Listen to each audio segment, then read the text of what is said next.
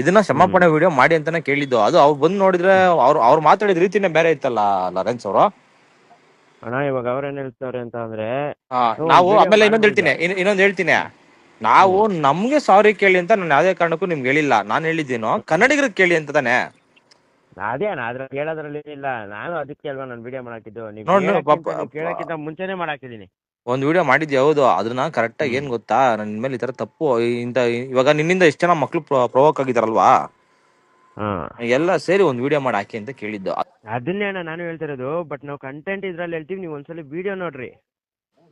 ನಾವು ನಿಂತ್ಕೊಂಡು ಹೇಳಿದ್ರೆ ಇವಾಗ ಕಂಟೆಂಟ್ ಕ್ರಿಯೇಟರ್ಸ್ ಯಾರು ನಮ್ಗೆ ಆಗಲ್ವೋ ತಿರ್ಗಾ ನಮ್ಮ ಮೇಲೆ ಬೀಳ್ತಾರೆ. ಹಂಗಲ್ಲ ನಾನು ಹೇಳಿದ್ ಅರ್ಥ ಮಾಡ್ಕೊ. ನೀವು 5-6 ಜನ ಮಾಮೂಲಿ ಕಂಟೆಂಟ್ ಮಾಡ್ರಿ.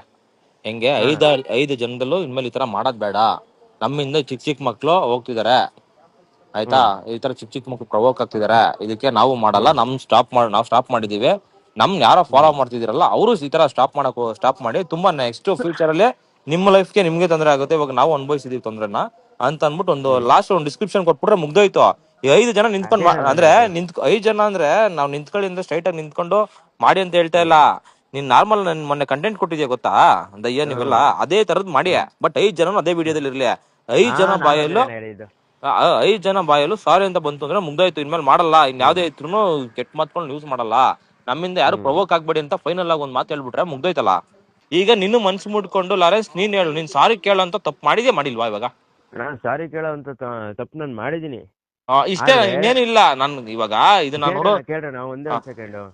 ಇವಾಗ ರೈಟ್ ಟು ಸ್ಪೀಚ್ ಅಂತ ನಮ್ದ್ರಲ್ಲೂ ಒಂದು ಇದೈತೆ ಕಾನ್ಸ್ಟಿಟ್ಯೂಷನ್ ಅಲ್ಲಿ. ಇವಾಗ ಆಯ್ತು ಆಯ್ತು ನಿನ್ಗೆ ಅಲ್ಲಲ್ಲ ಆತರ ಇಲ್ಲಿ ಕೇಳಿ, ಇಲ್ಲಿ ಈ ತರ ಆಗುತ್ತೆ. ಆಮೇಲೆ ರೈಟ್ ಆಫ್ ಮೂವ್ಮೆಂಟ್, ಇವಾಗ ನೀನ್ ಹೇಳಿದ್ ಗೊತ್ತಾ ರೈಟ್ ಆಫ್ ಸ್ಪೀಚ್ ಅಂತ ಅನ್ಬಿಟ್ಟು, ಕಾನ್ಸ್ಟಿಟ್ಯೂಷನ್ ಅಲ್ಲಿ ಒಂದು ಅದಕ್ಕೆ ಆದಂತ ಸೆಕ್ಷನ್ ಇದೆ. ಏನ್ ಗೊತ್ತಾ, ಪಬ್ಲಿಕ್ ಅಲ್ಲಿ ನಿಂತ್ಕೊಂಡು ಅಮ್ಮನ್ನ ಹಾಕಿ ಅಕ್ಕನ ಹಾಕಿ ಅನ್ನಂಗಿಲ್ಲ ಅನ್ನೋದಕ್ಕೆ ಕಾನೂನ್ಸ್ ಇದೆ. ಇನ್ನೊಬ್ರಿಗೆ ಪಬ್ಲಿಕ್ ಅವೇರ್ನೆಸ್ ಅದು ಬರೋದು ಈಚೆ ಕಡೆ ಸೋಷಿಯಲ್ ಮೀಡಿಯಾಕ್ ಕೊಡ್ತಾ ಇರೋದು ಅದಲ್ವಾ.